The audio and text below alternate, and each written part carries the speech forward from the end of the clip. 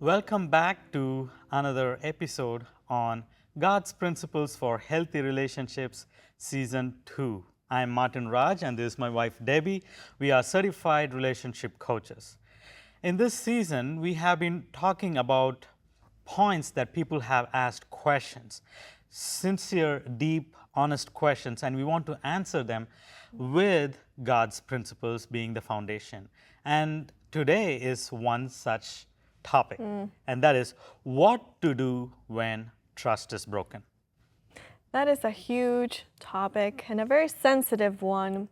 And we want to start with a verse that kind of gives the anchoring of this topic. It's Jeremiah 17:7. It says, "Blessed is the man who trusts in the Lord and whose hope is the Lord." So in this verse, we see that who is blessed and happy? The one that has the trust in the Lord, specifically, as a foundation, and whose hope is the Lord. And why is this so important? Because as human beings, we have shortcomings, we do mistakes, and we can break the trust. Sometimes unknowingly or not intentionally, but we will disappoint each other sooner or later in different ways with different people. And so it's very important to understand that God needs to be the anchor of our faith and our trust above any circumstance or person. But because we are relational beings and we build relationships, then it is something that is going to come up and that we need to actually know how to rebuild. Absolutely, absolutely. And when we talk about trust, there are three types of people. The first type of people, what they do is they build trust quickly and blindly. And with every bad experience, what happens is their trust decreases. The second type of people, the second group, they build trust very carefully, step by step, and it increases with time. They are stable, they are consistent, they are constantly seeing ways that they can develop their trust. The third group of people, they don't trust anyone as a way to protect themselves. They might have had bad past, tragic past or childhood, and they might have a lot of trauma, and what they do is they build up walls around them. So they fear to build trust. Some people may say it as a prideful thing that they don't trust anyone, but most of the times it is because there is some type of tragic event, some type of trauma, because we are beings created to trust one another. We cannot just live by ourselves independently and yet have a quality life without trust. In fact, in one of the books that I've read, Safe People versus Unsafe People, the author talks about how we are built as trusting beings, and we have to trust at some point on someone. Our absolute trust has to be on God. There is no doubt on that. But we are also social beings. We need to have some type of trust, whether it's our parents, our children, our siblings, our spouse, girlfriend, boyfriend, whoever, friends. We are built that way. But how is our trust life there? We cannot always say that everyone has maintained that trust. Someone at some point in some way has broken that trust. But are we withholding our trust from everyone else, or are we growing steadily and constantly? That's so important. And something that we also need to acknowledge is that it might not be always possible to rebuild the trust with the person.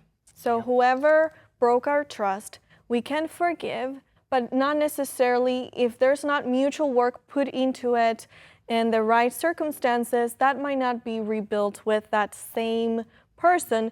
But even if someone in the past never has worked and apologized, or we maybe have forgiven them, but that trust is not rebuilt with that person, if we don't heal from that, it will come and destroy our future relationships, romantically or interpersonal. And there is a lot of distrust, just builds more and more distrust, basically. If you cannot trust your coworkers, if you cannot trust your family, if you cannot trust anybody, it basically holds you from experiencing blessings that sometimes are there, but because we close ourselves from it and we are not healing from that trust that was broken, then we will basically perpetuate that lack. It's like when God heals that trust that has been broken, then even if there's painful experiences, we can be willing to take the risk of trusting again. So there are some key points that we want to share with you when it comes to rebuilding trust that are very foundational. Absolutely.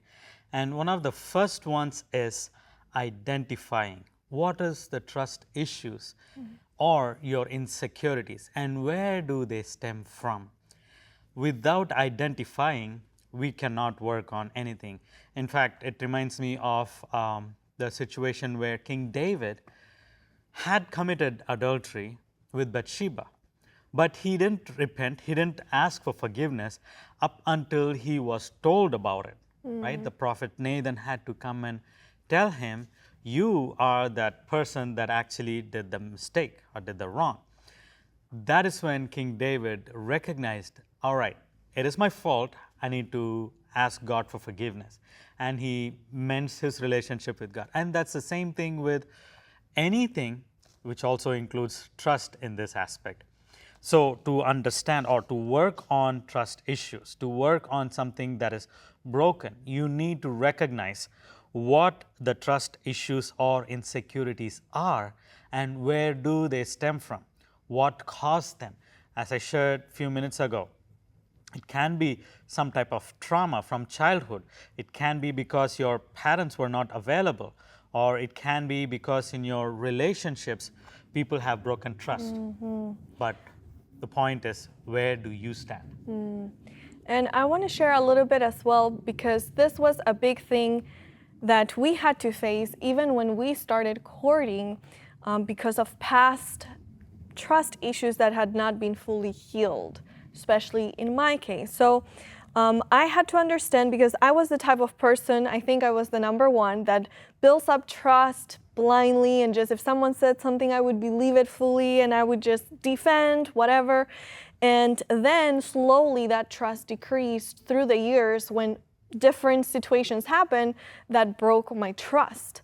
And so later on, I almost became number 3, which I was like, I'm not going to trust anymore anyone. Like, I'm not even sure if I really can be vulnerable again in relationships and really trust another guy again. So I was kind of leaning into the other extreme, from trusting fully and now being depleted from that trust because it had been broken multiple times. Then I was like, you know what? I feel like I need to protect myself. And then God started to kind of show me, to love from your heart, it will always be a risk. Are you willing? Even Jesus had to take risks because he loved us. So if you truly want to love, you gotta be willing to be hurt. If you choose not to love and not to trust and not to experience that vulnerability, well, yeah, maybe you will feel somewhat protected, but you're going to miss out on opportunities to be vulnerable, to express, to, yes, be careful and learn from the circumstances you've gone through. Don't be naive, but at the same time, don't close yourself up to love and to trust again. So that was kind of in my experience. So now I realized when we started our relationship that I had trust issues. I didn't really trust men, period, especially when it came to romantic relationships. So I had to do number 1, understand that I had trust issues and insecurities because of that. And I had to explain it to him so that he could understand, and then I had to work on that. So I did express my feelings. So number 2 is to acknowledge that you have those feelings, those insecurities, whatever you're going through. And the other person that is listening, even if they were not the ones that broke it, to acknowledge that these are real things you're going through. If the person was the one that broke the trust, they should also see the part they played and apologize for creating that, because that will help with rebuilding trust with that same person. And apologizing is really good, but rebuilding trust requires more than an apology. You will have to rebuild, and in that case, you will have to be consistent, right, in what you share. In that case, you are trying to show that you can be trusted, especially if I am the one who has done wrong and I have caused that break of trust. What I need to do is I have to be sincere to what I have done. Yes, it is important for me to apologize, but what can I do more than that? Can I be consistent with what I am living, what I am showing myself to be, what I have told? So rebuilding trust requires more than an apology. It is not just a statement, but it is more than just an apology. It takes responsibility in your life. And the other important part, besides the apology and taking responsibility for the actions and making changes, is also transparency over time and honesty, because honesty and transparency builds that trust. So just to be a little more specific on our story and what we had to face and work through, so through different relationships, I faced a lot of times not really transparency. So people would say, yes, I'm with you and I'm interested in you, but then they were actually engaged to someone else and having children with someone else. Or then they were like, I'm gonna wait for you. Let's get into this relationship, you know, I need to finish this. And I was faithfully praying and waiting for this person, and then they had chose to move with other different people in the meantime. And so even in one of the circumstances I faced, this gentleman was really not very clear with me, had many insecurities about the relationship, my personality. And as we were in the relationship, I was like, you can choose someone else. And the person was like, no, the thing is, you're good for me. And I was like, okay, so then make up your mind. And then they were like, yeah. And I was like, are you interested in someone from your past? And it was like, no. So anyways, things ended, but then he wanted to restart. And so one day we had a work email in common, and I received an email that he was sending to someone else that I was not supposed to see, but he was opening his heart of where he was at, interested in an ex-girlfriend or girl he had interest in.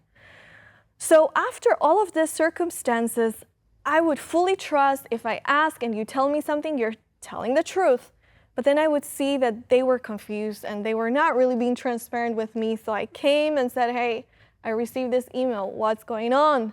And so the gentleman had to, explain and everything. But all of those circumstances through years kind of created this fear that there was not transparency, honesty, clarity, and that guys probably always had another girl in mind.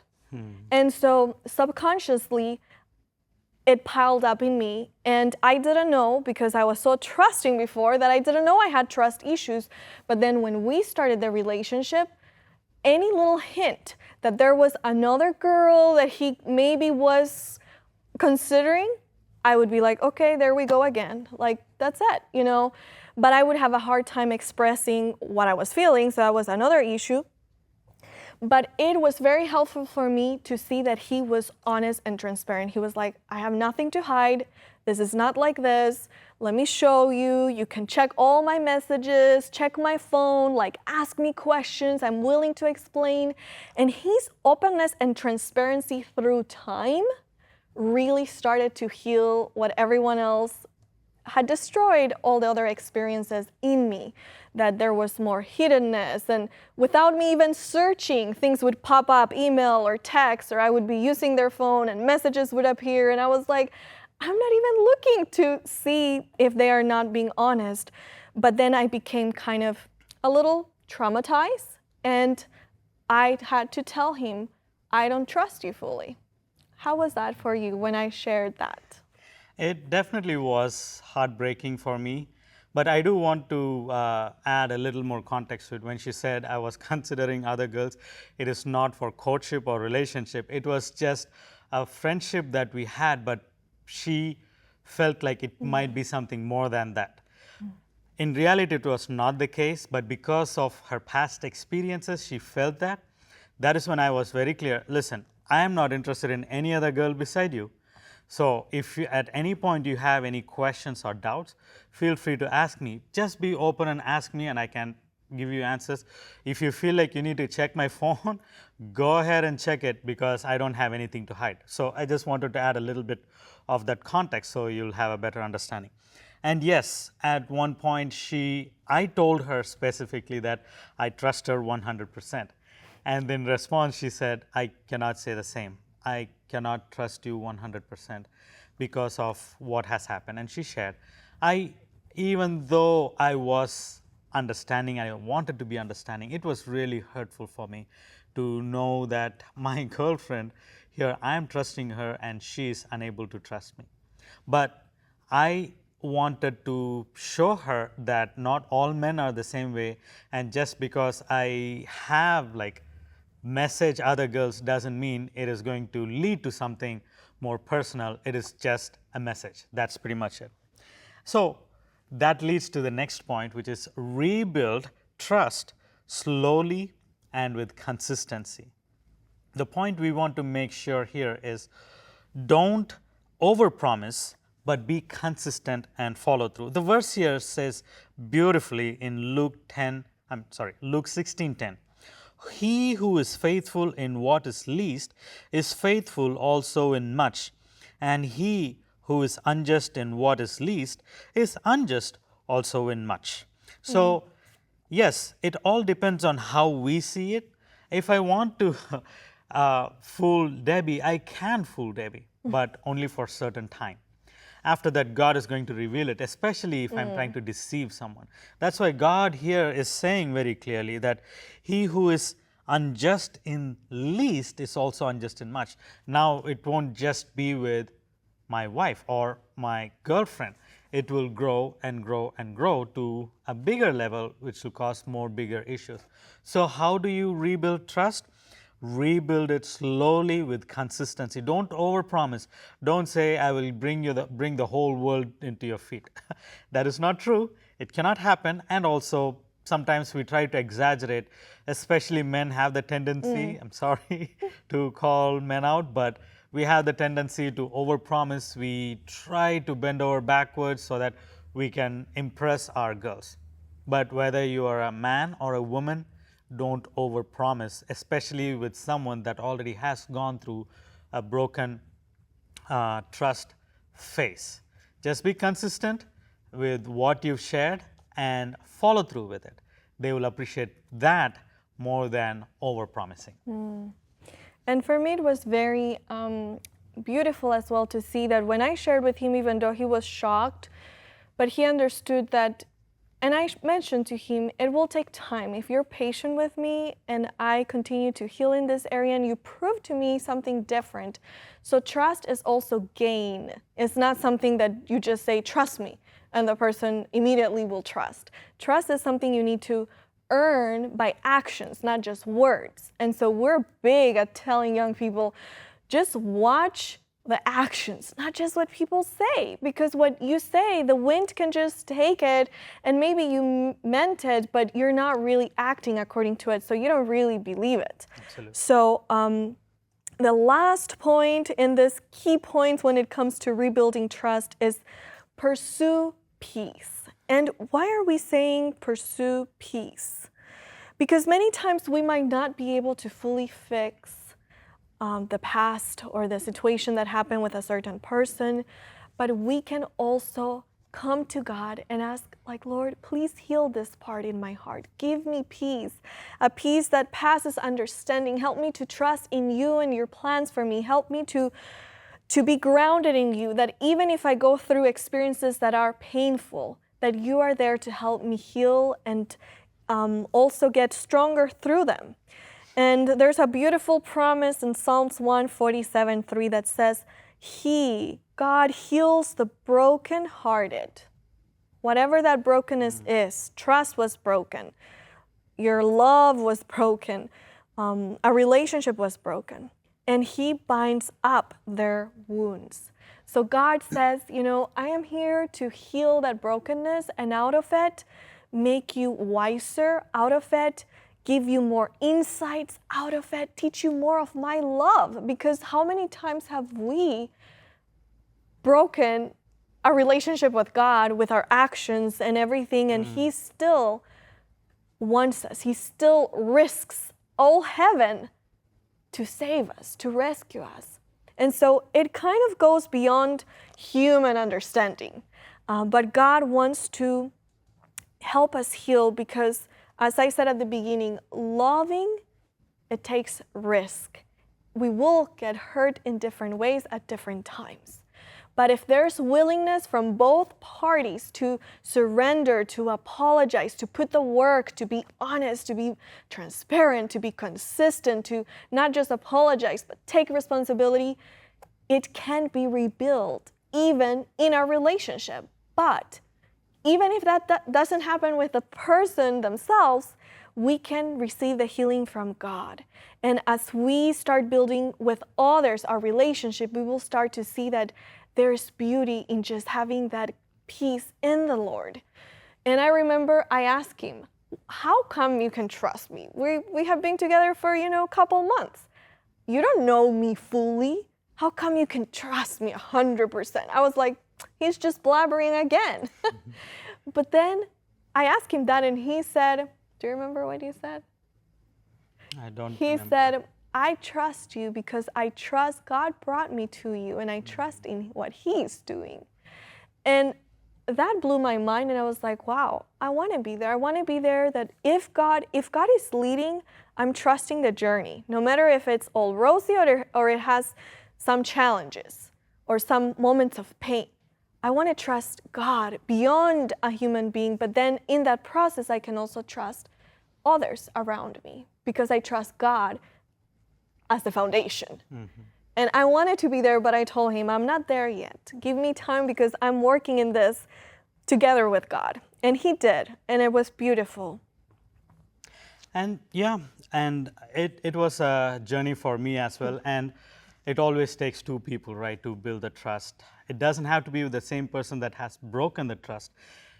In my case, in many cases, it can be the other person that helps build the trust. Now, we will see the challenges for this episode. And the challenge name is Trust Journal. Start a trust journal with your partner, or if you're single, you can write a trust journal privately for yourself. Each week, write down one way trust was shown by someone else to you, one way it grew. How do you see it grow in your life? And one prayer or verse anchoring your healing of this broken trust. I'm going to repeat the challenge again.